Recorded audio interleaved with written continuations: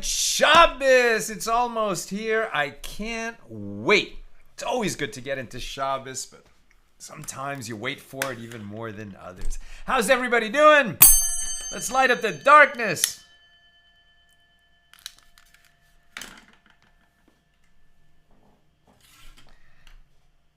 What is that sound? Oh, it's the fan of the computer. Sorry. Okay. What? Who's in the house? Yehudit in South Carolina. Paula saying Shabbat Shalom. And lots of roses and flags. Beautiful. Sharon in New Jersey. Gordo in Scotland. Bill in Mid-Missouri. Shandora in the Bronx. Renee says Shabbat Shalom. Joe in the Inland Empire. Bella in Florida. Guy in Ohio. Ella says Shalom. Aoife in Florida. Marjorie in Georgia. Welcome, everybody. A busy daf today with some very interesting principles. And one important rule, not the one from the title of the episode, as you shall see. Let's just get into it. I'm a little verklempt. Okay, let's do this. All right, our daf is page 91 here in Tractate Bava, Kamma, the 21st volume of the Talmud. We're working our way through chapter 8. Today, continuing our discussion of Mishna number 4, which held that even if you don't cause an injury, you don't leave a bruise, you don't cause the kind of harm where somebody loses, the use of a limb, either permanently or temporarily. Let's say you slap somebody, and it might not have even hurt them so much in terms of the pain, but you did it publicly, right? So that humiliates a person to strike them publicly. And interestingly, even though you would think that a punch causes more pain, a slap causes greater humiliation. And in the world of the sages, a backhanded slap, even greater humiliation. And so the sages determined some set amounts for the damages that would accrue when you publicly humiliate a person by striking them. That's the Mishnah. Now we continue our discussion, which just digressed a little bit, taking us back to the forewarned and the innocuous ox, right? So an ox that doesn't have a history of hurting other oxen or people, that's the innocuous ox. And then when it causes harm, the one who is injured, particularly if his animal is injured, has recourse only to the body of the ox for damages. But a forewarned ox, right, an ox that has this history of hurting others, now when it causes harm, the injured party has recourse not only to the body of the ox to be made whole, but also to other property of the owner of the ox. Even their superior quality land may need to be liquidated in order to pay the damages that this person's ox caused. And it makes sense that somebody, who has been warned, hey, your ox is dangerous, it has harmed others in the past, now you're officially on notice, and then the ox causes damage again, that we're not going to only pay half the damages, like in the case of the innocuous ox, it's going to be full damages, and we're going to go after your property if the body of the ox is not enough to pay those damages. Now, what if we have a kind of, mixing and matching additional damages that are caused? So the Gemara says, the sages taught in the case of an innocuous ox that killed a person and subsequently went and caused damage. So the court judges it as a case of capital law, and the ox is killed. The ox killed a person. Any ox that kills a person, whether it's innocuous or forewarned, is going to be sentenced to stoning, and that ox's life is forfeit. But there is a different outcome for an innocuous ox versus a forewarned ox with regard to this, that the ox killed a person, and then before it was caught and brought to trial, as it were, it also caused damage, for which monetary restitution, would be the appropriate consequence. Now, this innocuous ox that killed a person, right, because it was innocuous, we have only recourse to the body of the ox. Once it's sentenced to be stoned, So, there's no ox left, as it were, to pay the monetary damages. But if we have a forewarned ox that killed a person and subsequently went and caused damage, well, then the court judges it as a case of monetary law, and the owner is liable to pay for the damage that it caused. And then the court goes back and judges it again as a case of capital law, and the ox is killed. Right? Now, this makes sense because with a forewarned ox, you have recourse to the owner's property. So the ox can be killed for killing a person, and there's still property that we can go after for the damage that the ox caused after it killed a person. And so that's why the owner is both going to lose his ox, it's going to be stoned, and he's going to be liable for the damages that the ox caused, even though it was after the incident in which the ox killed a person. So we have both. But if the court proceeded and judged that forewarned ox first as a case of capital law and sentenced the ox to die, then the court does not go back and judge it again as a case of monetary law, since it has already been sentenced to be killed. So interesting, we know that when you have both a bigger and a smaller penalty, like a person is sentenced to be executed and sentenced to pay monetary damages for the same action, the capital punishment takes hold, the monetary damages don't get paid. Now, this was not the same action. The forewarned ox first killed a person, and then it caused damages. So interesting that if the ox is first judged for killing a person, so that's it. With regard to this ox, it's now sentenced to be stoned, and the person who was damaged afterward isn't going to be made whole, but only because of the order of the court's procedures,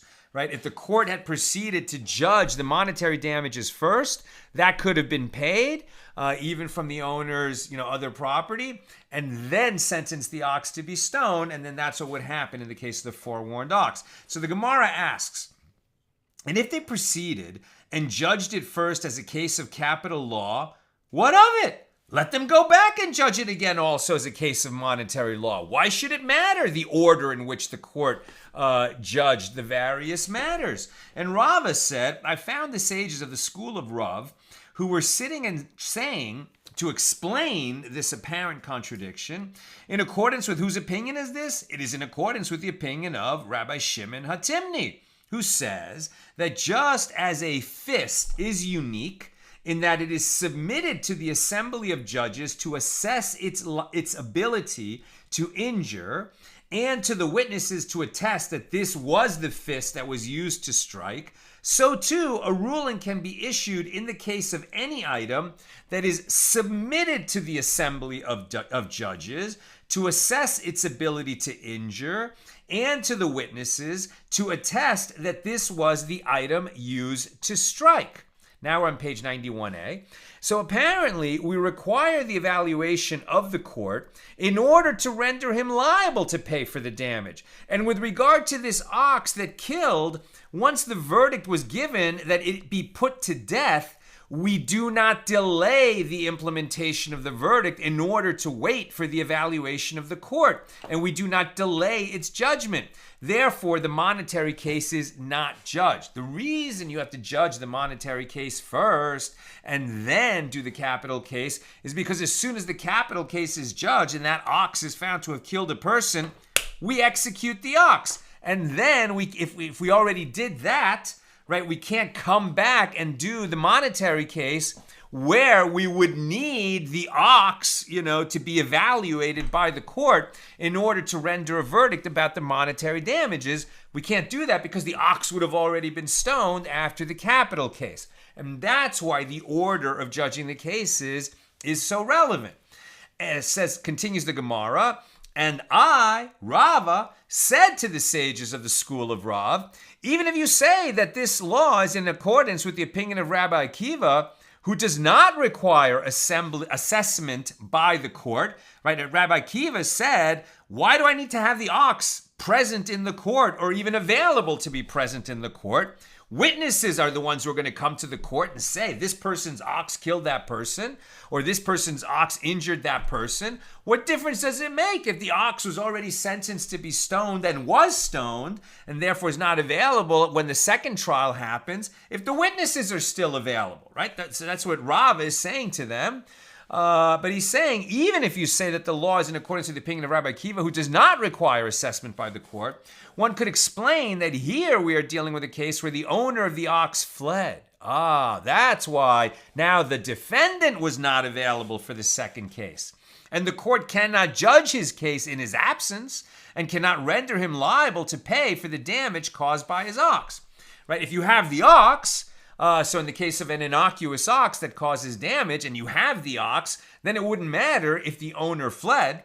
You would have the ox and you only have recourse to the ox anyway. But if we're talking about a forewarned ox and damage that it caused, and so now we have recourse to the property of its owner, but that means that the owner is standing trial, right? And he should defend himself against this liability that might cause him to lose all his property, which would injure, not only him, but his family, his heirs, etc.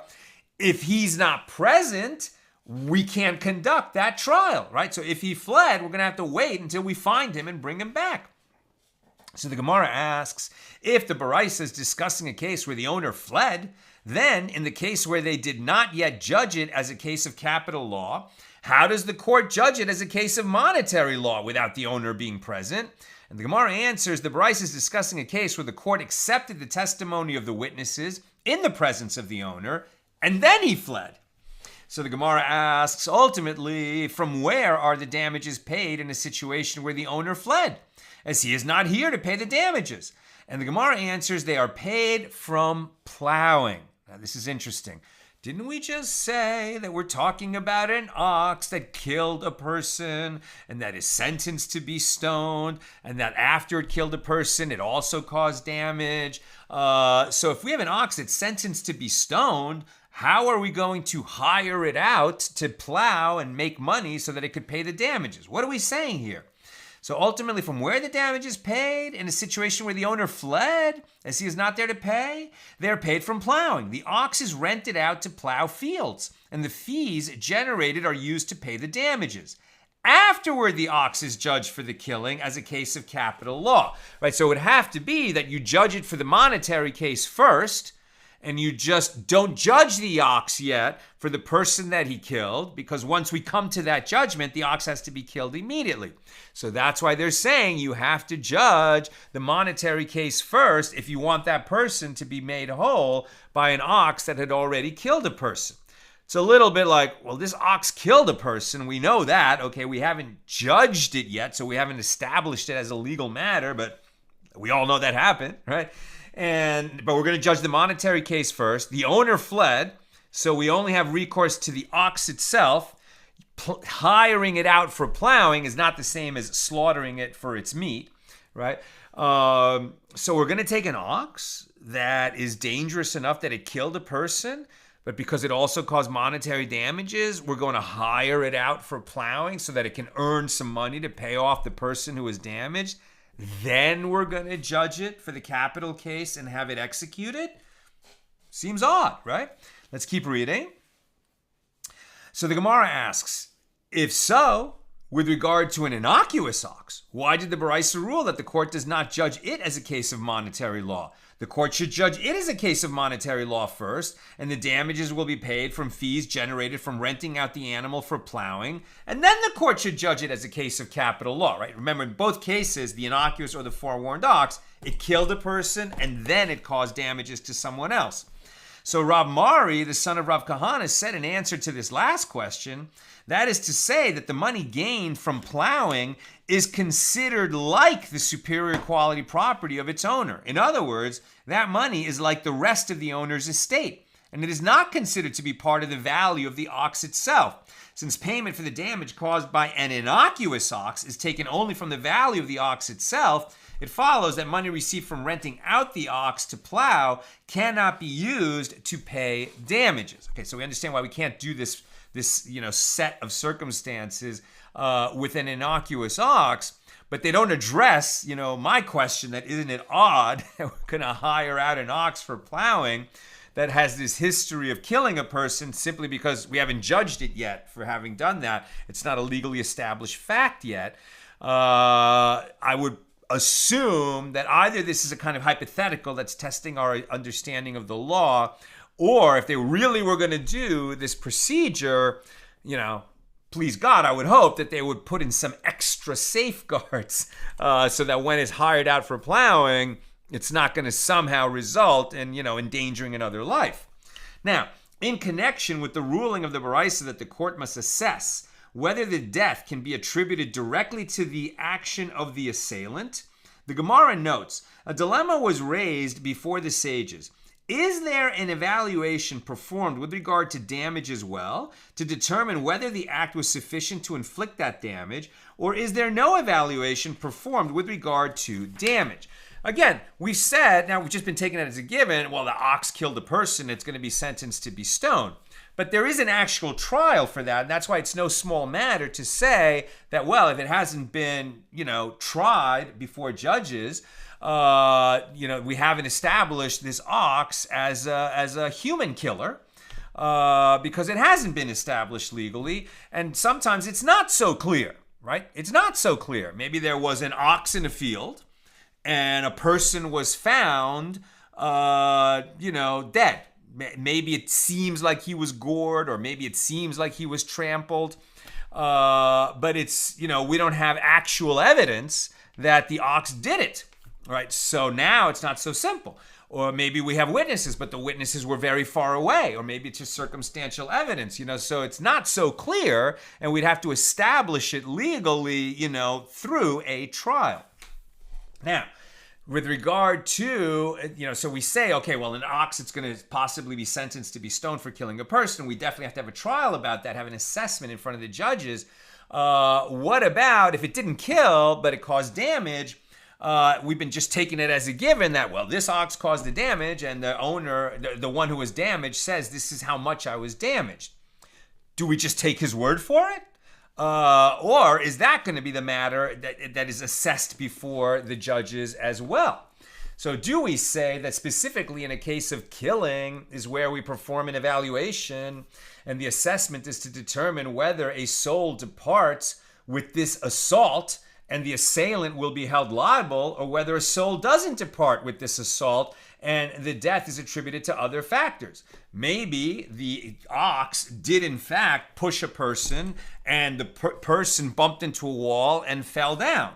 And then, a few minutes later, the person was dead. Now, was the person killed by the ox? Was the person afraid? And, when the ox was coming, he had a heart attack and died, which is not really the same. Was the person killed by a protrusion in the wall that, shouldn't have been in the public domain? It's not always so simple what was the proximate cause of the death. But we would certainly investigate that in the case of a killing. But in the case of damage, perhaps we say that he is liable for whatever caused the damage, or perhaps there is no difference between the two. With regard to damage as well, the court evaluates whether the act was sufficient to inflict that damage, and if it was not, the owner of the ox will be exempt. So the Gemara says, come in here, a proof from what was taught in a Mishna on page 50b concerning the laws of the pit. Right? So just as a pit that has sufficient depth to cause death when falling into it means that the pit is at least 10 handbreadths deep, so too, any other excavations that have sufficient depth to cause death may be no less than 10 handbreadths. If any of the types of excavations were less than 10 handbreadths deep, and an ox or a donkey fell into one of them and died, the digger of the excavation is exempt. But if it was injured in it but did not die, he is liable to pay damages. Right? So we're saying that there's a rule that if a pit is not deeper than 10 handbreadths and an animal falls in and dies, okay, well, he didn't cause the death because, an animal falling 40 inches, it'd be very, unusual for it to die from that. But it certainly could happen that it was injured by such a fall, and the owner of the pit, the one who dug the pit in the public domain and left it there, would be liable for the injury, even though he's not liable if a death happens in his shallow pit. Now, What? Is it not the case that the Mishnah is counting the handbreadths from below to above? And this is what it is saying. From 1 handbreadth deep until 10 handbreadths deep, there is no liability for death, but there is liability for damage. So apparently, with regard to damage, he is liable for whatever caused the damage, even a fall into an excavation having the depth of only 1 handbreadth. Learn from the Mishnah that the court does not perform an evaluation with regard to damage. Yes? No. The Gemara rejects this. The Mishnah is counting from above to below, and this is what it is saying. If the excavation is 10 handbreadths deep, then there is liability for death. If the excavation is slightly less than 10, there is liability for damage, but there is no liability for death.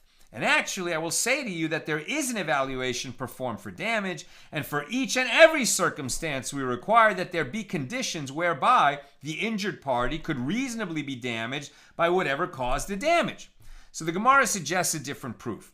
Come and hear a proof from that which was taught in a Baraisa, Tosefta 9:26. If a slave owner struck his Canaanite slave on his eye and blinded him, or on his ear and deafened him, the slave is emancipated by means of these wounds. If the owner struck near his eye, and as a result he does not see, or near his ear and he does not hear, the slave is not emancipated by means of these wounds. And what is the reason that the slave is not emancipated? Isn't it due to the fact that we require an evaluation of the damage? And in such a case, the assumption is that the owner's action did not suffice to cause the injury. Right? We had the slave in this case would have to prove that the owner's action caused him to become deaf or caused him to become blind. And although the owner struck him, he didn't strike him in such a way that that blow would normally cause blindness or deafness. So it's not clear. They would bring in the expert witnesses, they would have an evaluation before the judge, and then at the end of the day, the judge would decide, did that blow cause the blindness or the deafness? If so, slave goes free. If not, the slave does not go free. And what is the reason that the slave might not be emancipated? Isn't it due to the fact that we require an evaluation of the damage, and in such a case, the assumption is that the owner's action did not suffice to cause the injury. And learn from the Baraisa that there is an evaluation performed with regard to damage. Right? The judges evaluate what did the action cause the consequence, just like we would for a killing, also we do for damages. Yes? Gemara says, no, the slave is not emancipated because we say that it is possible that it was the slave who frightened himself, resulting in his blindness or deafness, but it was not the actual strike that caused it. An injury can result from being frightened. As it is taught in a Baraisa, one who frightens another and thereby causes him injury is exempt according to human laws, but liable according to the laws of heaven. How so? If one shouted into another person's ear and deafened him, he is exempt according to human laws, but liable according to the laws of heaven. But if he held him and shouted into his ear and deafened him, he is liable according to human laws as well, because he physically took hold of him. Now, I'm sure that we could come up with a scenario in which a person didn't touch another person, but, shouted at him and frightened him at a moment in time when it was pretty obvious that it was going to harm that person. Like somebody's crossing the street and you shout at him and he jumps, or, he's walking under an archway and you shout just at that moment and he jumps and he hits his head. I mean, it was very foreseeable that that person would hurt himself from your action of shouting. However, remember that when we're talking about litigation, and this was a society that I would say was far less litigious than our society, they're not so quick to extract money out of a person's pocket to pay damages. So one of the rules that they're saying is necessary to create a payment of damages for a person causing harm to another person is that the person actually struck the one who was harmed. either with his hand or his fist or an instrument that he was holding, but his direct force physically made contact with the other person. And if it was just shouting, right, if it was just scaring him, that kind of a thing, that's just not going to pass the test. That's going to result in sort of a heavy hand of the civil law coming in and pulling money from one and transferring it to the other. However, they're saying that, this is, faith-based laws. And so they're saying you might get away with it on earth. But your actions are recorded in the ledger, as it were, and you will be held accountable in the heavenly court for doing such a thing. So, don't think that you can get away with it. Now, the Gemara suggests a different proof. Come in here a proof from that which was taught with regard to the 5 types of indemnity that one who injures another must pay. The court evaluates the victim. Now, we're still trying to prove, does a court get involved and make the same kind of investigation and evaluation in a case of damage as it would in a case of killing? Right? So with regard to the 5 types of indemnity that one who injures another must pay, the court evaluates the victim as to the value of the damage that he suffered, and the assailant gives this payment to him immediately. Payment for medical costs and loss of livelihood is evaluated from the moment of the injury until he is healed. If the court evaluated that a certain sum would be needed to pay for his medical costs and loss of livelihood, and subsequently the victim's condition began progressively deteriorating, and the sum proved to be inadequate, they give him payment only as they had evaluated him. So if they evaluated him as requiring a certain sum of medical costs and loss of livelihood, and he healed sooner than expected, they nevertheless give him the entire sum as they had evaluated him. So learn from the Baraisa that there is an evaluation performed with regard to damage, like we would in the case of killing. So the Gemara clarifies with regard to evaluating an injured man to determine how long he will suffer from this injury and how long he will not suffer, we do not raise a dilemma, since it is obvious that we certainly evaluate this element. When we raise the dilemma of whether the court performs an evaluation or not, it is with regard to evaluating an item, i.e. determining if it is capable of causing this damage or if it is not capable of causing this damage. So with regard to this issue, what is the law? And the Gemara suggests, come in here a proof from that which was taught in the Baraisa, Tosefta Sanhedrin 12:3. Shimon Hatimni says, just as a fist is unique in that it is submitted to the assembly of judges to assess its ability to injure and to the witnesses to attest that this was the fist that was used to strike, so too a ruling can be issued in the case of any item that is submitted to the assembly of judges to identify its ability to injure and to the witnesses who attest that this was the item used to strike. Right? What was the item with which you struck a person? And learn from the Baraisa that there is an evaluation performed with regard to damage, right? Was this the instrument that caused the killing? Obviously, we evaluate that. Was this the instrument that was used to cause the injury? According to this, yes, the judges evaluate that. And so the Gemara affirms, learn from the Baraisa that this is so. And I'm reminded of a short story I read decades ago. I don't remember who the writer was. Could it have been Raymond Chandler? Could it have been... I don't know. I don't remember who the writer was. But the concept was that a cop is dead in his home. And, his friends, the other cops, are coming to, investigate and to comfort the widow. And they're trying to figure out, what happened to this guy. And there's no murder weapon found. And, since it's been a long day, and she says, my husband's not going to eat it. You guys might as well eat this lamb roast, all right? And so they're eating this meat. And basically it comes out that the wife killed the husband. And what was the murder instrument? The frozen lamb roast before she cooked it. Right?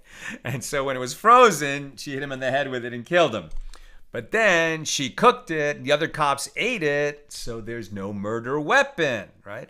And like here we say, if you need the instrument that caused the injury, or you need the instrument that caused the killing in order to render a verdict, So you can see, that would be a clever woman in the story, but, just emphasizes the point that the court needs to see the instrument that did the damage.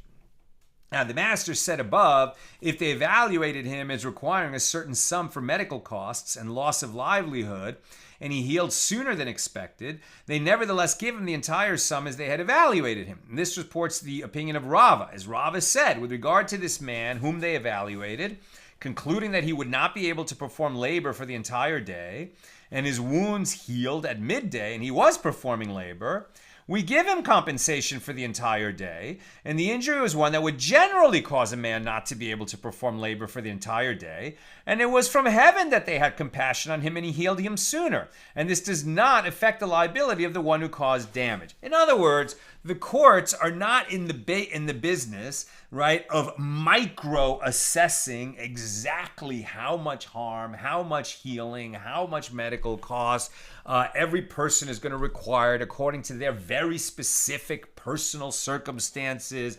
How well are they? How sickly are they? How fast a healer are they? What is their business?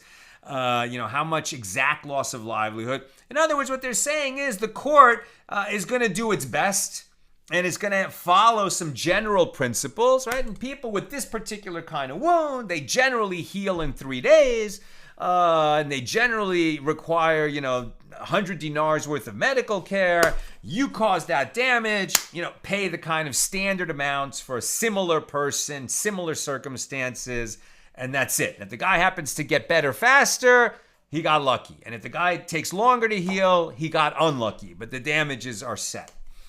Now, new subject. The Mishna teaches on page 90a, the Mishna we're discussing now, Mishna number 4 here in chapter 8, that again, we're back to humiliation, right? So if a person spat at another person and his spittle reached him, or if he removed another person's cloak, right, undressed him in public, so he must give the injured party 400 dinars. That was the maximum amount. This is considered very humiliating. If you spit on a person publicly, you spit toward him and the spittle lands, right, on him, or you take off their clothes in public, maximum humiliation worth 400 dinars in damages.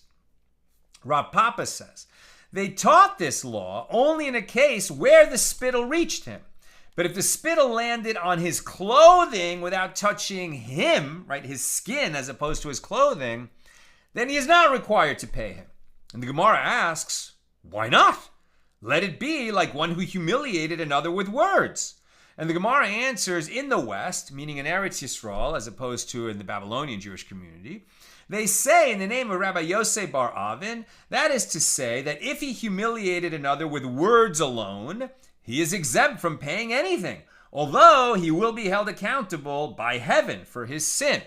Right? We have said many times, it is better to jump into a fiery furnace than to humiliate another person publicly.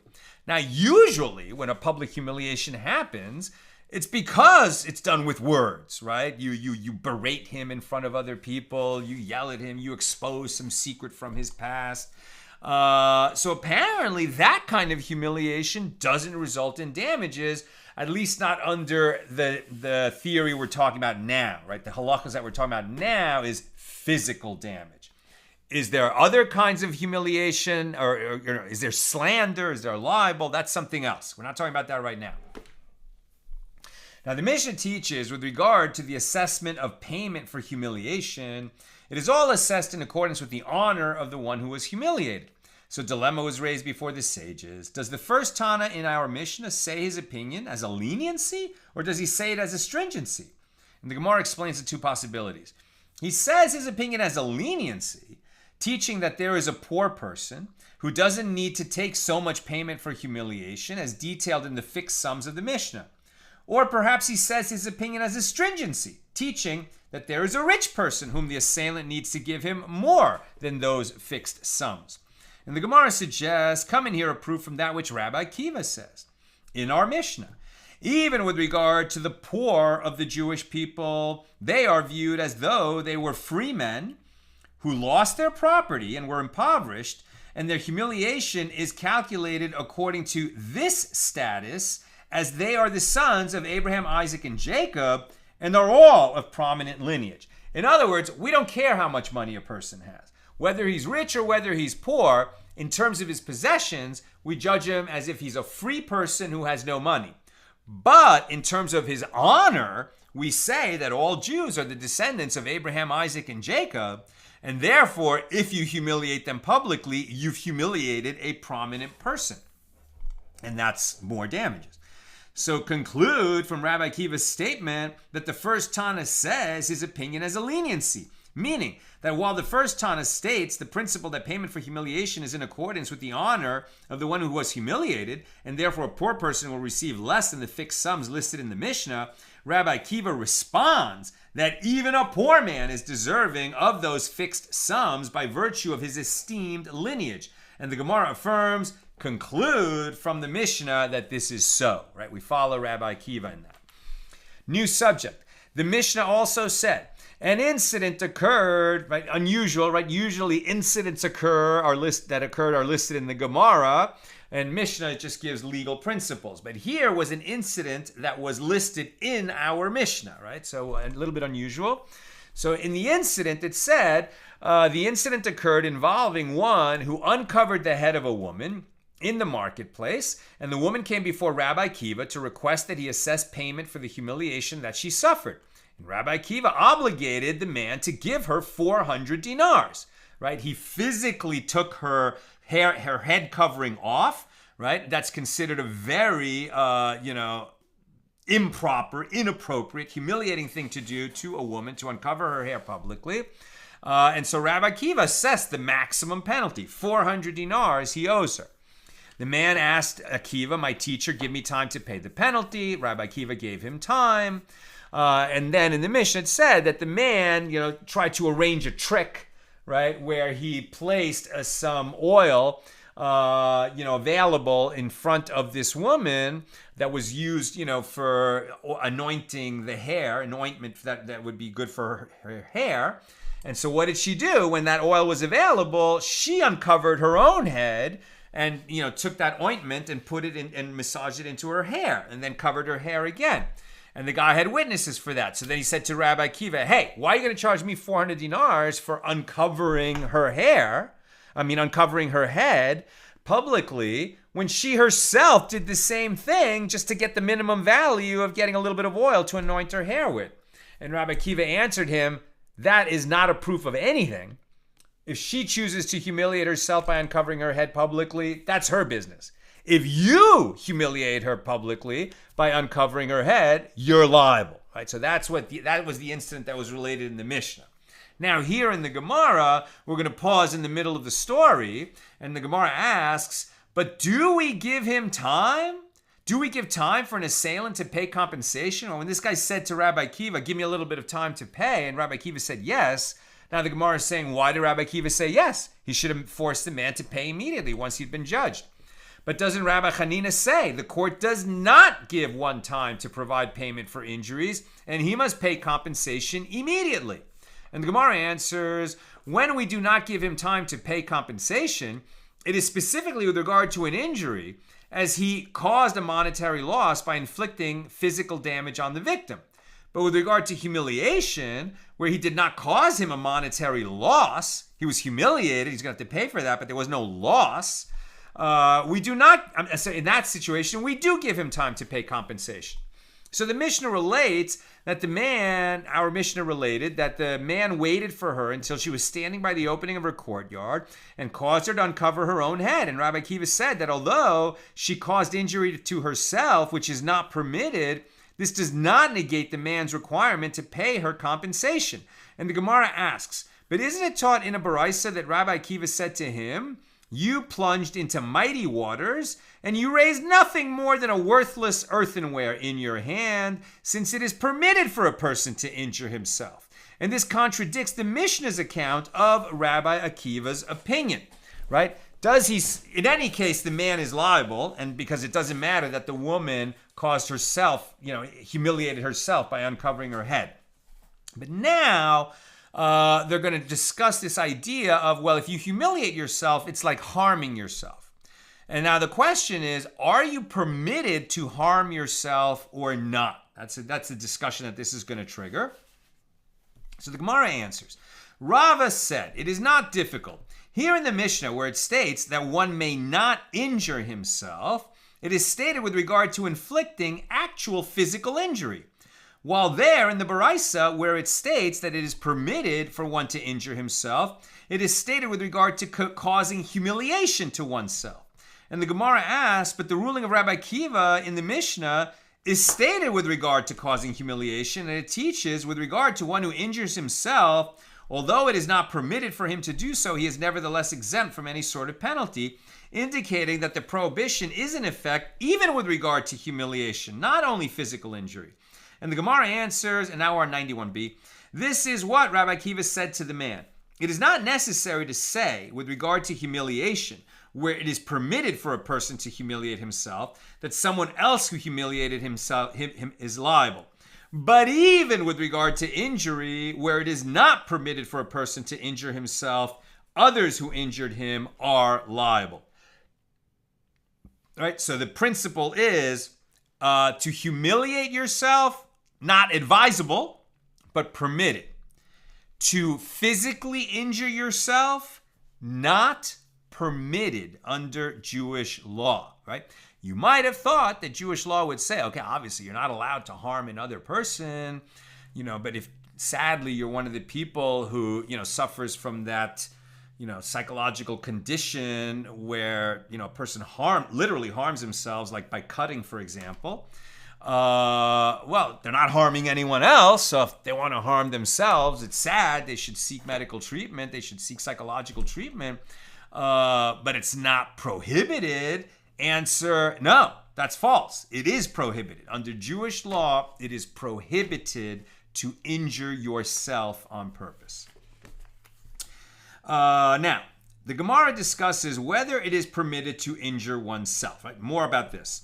And is a person not permitted to injure himself, but isn't it taught in a Baraisa? I'm just telling you that where this ends up is we're prohibited. But now, why? So is a person not permitted to injure himself, but isn't it taught in a Baraisa?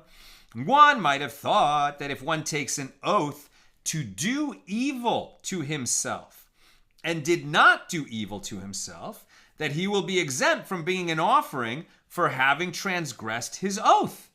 So therefore, the verse states, Leviticus 5:4, or if anyone swear clearly with his lips to do evil or to do good, which teaches that just as taking an oath to do good, for which one is liable, liable if you don't fulfill your oath. Like, for instance, if I, Bli Nader, said, I swear, give charity to so-and-so, and then I don't fulfill my oath, right? So then I still have to give that charity, and I become liable to bring an offering and to make an atonement for having violated my oath.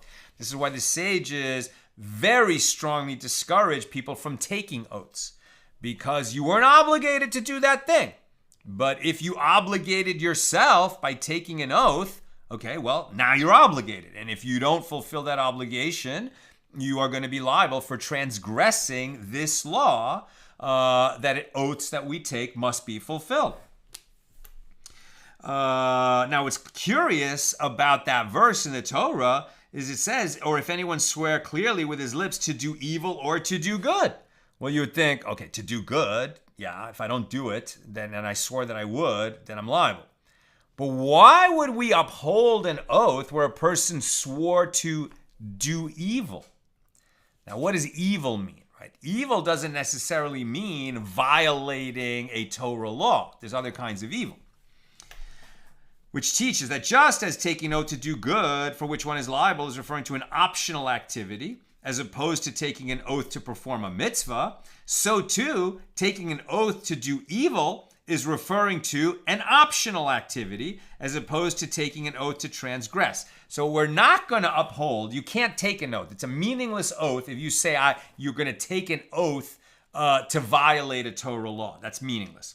But if there's a kind of evil that you can do without violating a Torah law, and you swear to do it, okay, well, then you've obligated yourself and you can get that oath absolved, you can get that oath nullified, or you can just suck it up and take the penalty and make the atonement because you shouldn't have made that oath, and you realize you shouldn't commit that evil. Or you have to go ahead and commit that evil in order not to violate the oath. So what kind of evil are we talking about? And I can therefore include within the category of one who is liable if he transgressed his oath, the person who takes an oath to do evil to himself and did not do evil. So it is clear from this baraisa that doing evil to oneself is permitted, right? And where's the halacha that ends up here? If one takes an oath to do evil to himself, the oath takes effect. And if he did not fulfill his oath, he is liable to bring a sin offering for falsely taking an oath on an utterance. And this is the law, even if he takes an oath to injure himself, which is also not permitted for him to do. He shouldn't have taken the oath. He's going to be, and he's not permitted to injure himself, but he took the oath, so he's going to have to, if he then injures himself, he's going to be liable for whatever that transgression is. And if he doesn't injure himself, he's going to be liable for violating the oath, which is probably what he should do, rather than also violate the prohibition on injuring himself. Now the Gemara answers, Shmuel says, the ruling of the Baraisa is not referring to one who takes an oath to injure himself, but is stated with regard to one who takes an oath stating, I will sit in observance of a fast, which it is permitted to do, right? To take on a fast that wasn't necessary, is inadvisable, but you're permitted to do that. So if you vowed, to not eat for a day, not advisable, but you can do that. And that's a form of doing evil to yourself because it was permitted for you to eat and you took the oath not to.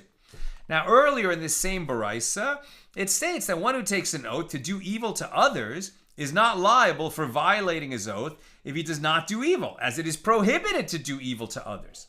So if the Baraisa is referring to one who takes an oath to fast, then in the corresponding situation in the context of doing evil to others, the Baraisa must also then be referring to one who takes an oath to have others sit in observance of a fast. And the Gemara asks, can one compel others to sit in observance of a fast? Yes, it is possible. By preventing others from accessing food, he can impose a fast on them. For example, in a situation where he confined them in a room. Right? So if you imprison someone so they can't eat for a day, you have done evil to them. That is definitely a sin. And presumably, if you vowed that you were going to do that, your vow would not take effect. Now, rather, it must be that this is a dispute between Tanaim, as there is a Tana who says that it is not permitted for a person to injure himself, and there is a Tana who says that it is permitted for a person to injure himself. So the Gemara asks, who is the Tana that you heard that says it is not permitted for a person to injure himself? If we say that it is this Tana, as it is Tana Baraisa, the verse states, and surely your blood of your souls will I require. That's Genesis 9:5. And Rabbi Elazar says, from the hand of your souls, i.e. from yourself, I will require your blood. Meaning, one is liable even for taking his own life, right? That is true. It is prohibited by Torah law to commit suicide, but that is not a correct inference for this situation. But perhaps killing is different. While Rabbi Elazar holds that it is prohibited to take one's own life, it cannot be inferred from here that he holds that one is liable for injuring oneself. That's different than taking one's own life. So the Gemara suggests rather it is the opinion of this Tana. As it was taught in the Baraisa, one may rend garments in anguish over one who died. And it is not considered of the ways of the Amorites, but a Jewish custom, right? We've seen many times when a close relative dies, a Jew will rend his garment, right? Tear a garment, cut the garment. And Rabbi Elazar says, I heard that one who rends his garments excessively over one who died is flogged for having transgressed the prohibition of do not destroy. That's Deuteronomy 20:19, which is a kind of catch-all that you should not destroy anything unnecessarily. Right? Whether we're talking about plants or, just toys or objects in the house, don't destroy things that, have value for no reason. Don't be just a reckless, wanton person who likes to smash things. Obviously, you can remove clutter from your house. You can get rid of things that are no longer needed. it serves a constructive purpose, to throw those things out. Better, though, if you can recycle them or give them to people who will use them. But there's a general prohibition on destroying things unnecessarily. Now, the Gemara suggests, and all the more so is it the case, that according to Rabbi Elazar, one who injures his body in anguish transgresses this prohibition, which would seem to be a source for, if you can't destroy, toys unnecessarily, all the more so you shouldn't harm yourself. You are a creation of God. Now, the Gemara rejects this suggestion. That's not the source. But perhaps garments, in terms of tearing garments excessively, now we're talking not your body, but yes, you can cut one garment when you're present or when you hear that your close relative has died, and you should do that. But you shouldn't go and destroy all the garments that you're wearing, or go into your closet and destroy other garments there. That's excessive, and it's a violation of this law.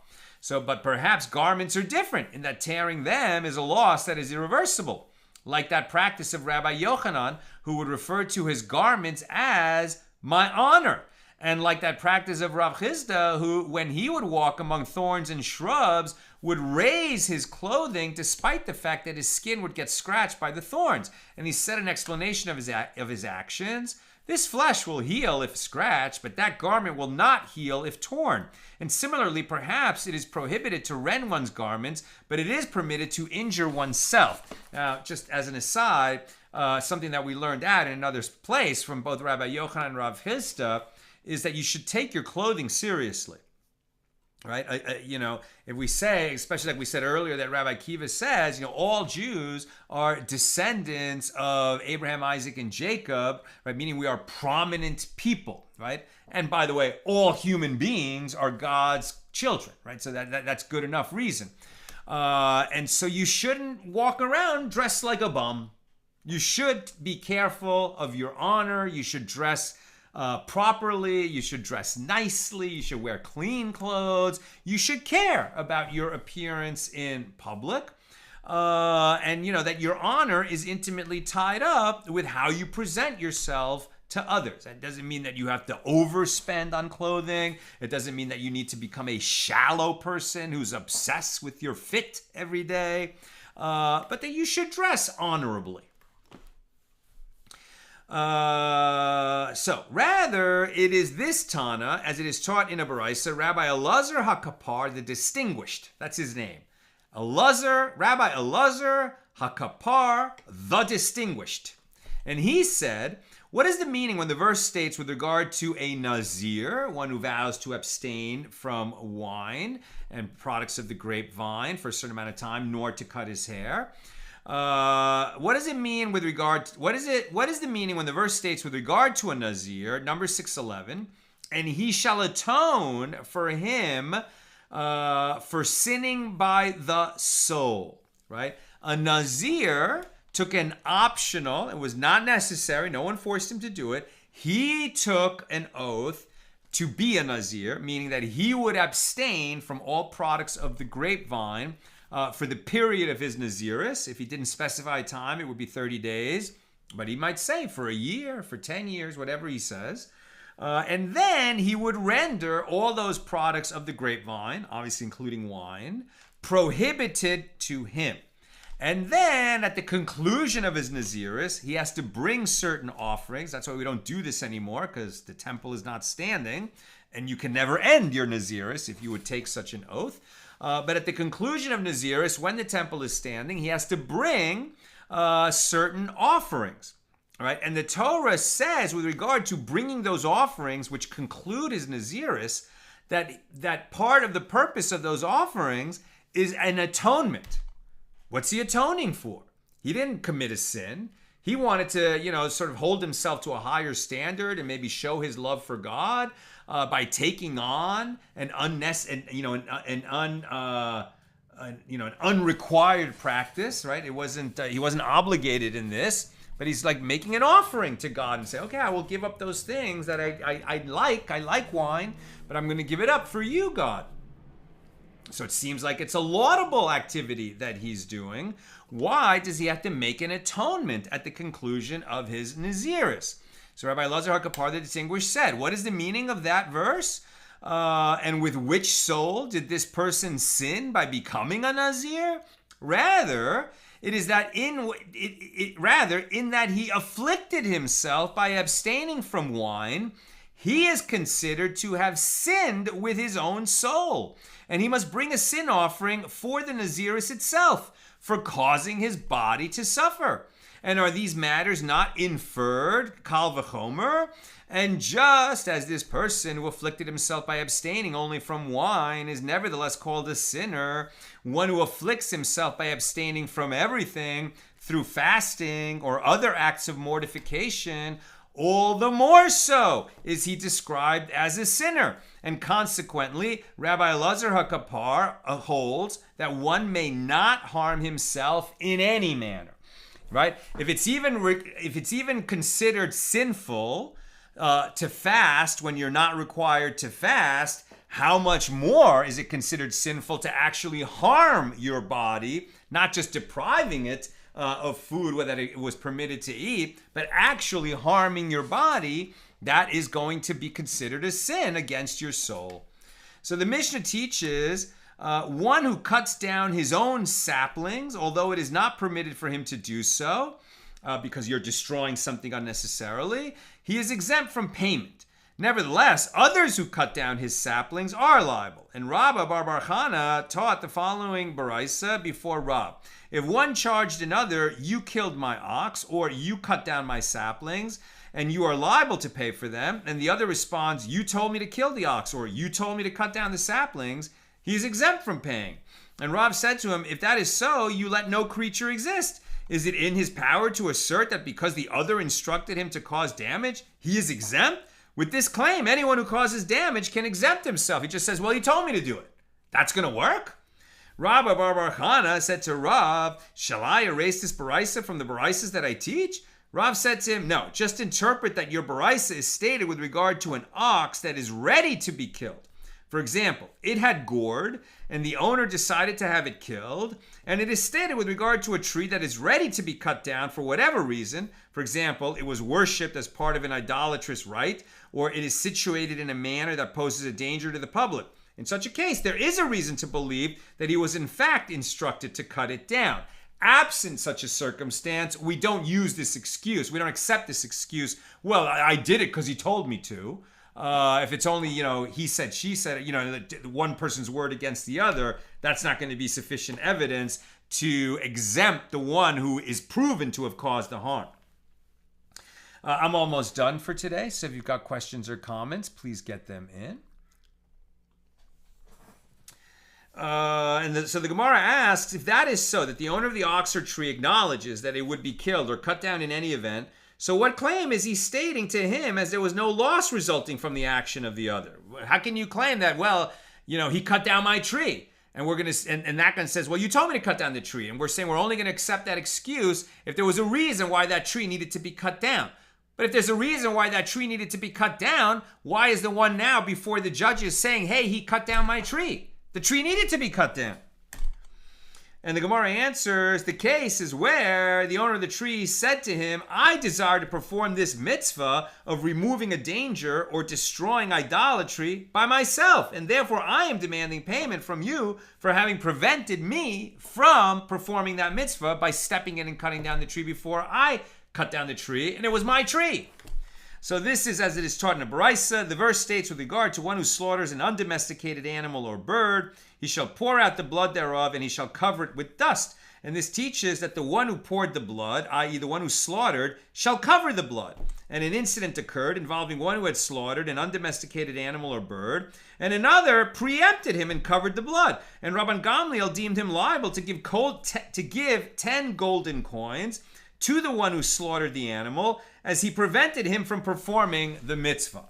Right? Somebody has a mitzvah that is his mitzvah to perform, and you fly in and take the mitzvah away from him by doing it yourself. You've actually caused him harm, right? And for example, there was a situation where there were, in this current war in Israel, And there were some soldiers, on leave from this terrible, awful, difficult, dangerous, supremely dangerous fighting that they're doing in Gaza. The soldiers were on leave and they were sitting in a restaurant. And there was another patron in the restaurant who says to the owner, I got their check. I'm paying for those soldiers. And the owner of the restaurant said, sorry, I'm feeding them for free because I want the mitzvah of feeding them, and giving them support in the war effort. Right. And so, it's like they and you could have said, well, the other patron could have said, well, I called it first. And the owner say, I don't care. It's my restaurant and I'm going to feed them if I want to. Now, you could see that sometimes there are situations where people are competing not to get money, but to give it, right? And to earn the merit of doing a mitzvah, a charitable mitzvah type of thing. I also want to say that with regard to something we read just above, this principle that one who takes on an unnecessary fast, is considered to have sinned against his soul. The sages actually extend that principle. That one who afflicts himself. The sages said that if a Nazir who abstained only from drinking wine needs atonement, then someone who abstains from everything needs atonement all the more so. And therefore the sages commanded that one should abstain only from items that the Torah prohibited, right? In other words, you could say, hey, I don't like olives, I don't want to eat olives. Obviously that's fine. They're not saying that just because olives are permitted to you, you should eat them even if you don't like them. But do not take upon yourself, to prohibit something to yourself and like render it prohibited to yourself, particularly with an oath, if it is something that was permitted, and I've heard it stated in other contexts that we'll be held accountable for all of the permitted pleasures that we did not enjoy in this world, right? God loves us. God loves all human beings. God enabled us to enjoy many things in this world. And we should make a point of enjoying that which God gave us to enjoy in this lifetime. Okay, just a couple of questions. Sharon, the facility where I work has a unit of folks with a neurological disorder called Lesh-Nyhan syndrome. I'm probably pronouncing that wrong, where they involuntarily are self-destructive. How would a Jew with this diagnosis be treated? Well, if they're doing it involuntarily, they're certainly not going to be held liable, for violating the prohibition on harming yourself, because they're doing that, it's circumstances beyond their control. They're not doing it on purpose. And I pray that such people will get the treatment that they need so they can, overcome that condition. How awful. That just seems so awful. And I imagine it's not only awful for them, it's awful for their loved ones who have to, watch them cause themselves harm in this way that they can't even help it. I pray for them. Joe, in college during Pledge Week, the pledges were kept sleep deprived. And the rabbi teaching our Jewish history class scolded the Jewish pledge in our class for self-harm as it was not permitted. Very good. And a frat that causes that is probably not a frat he should be joining or she should be joining.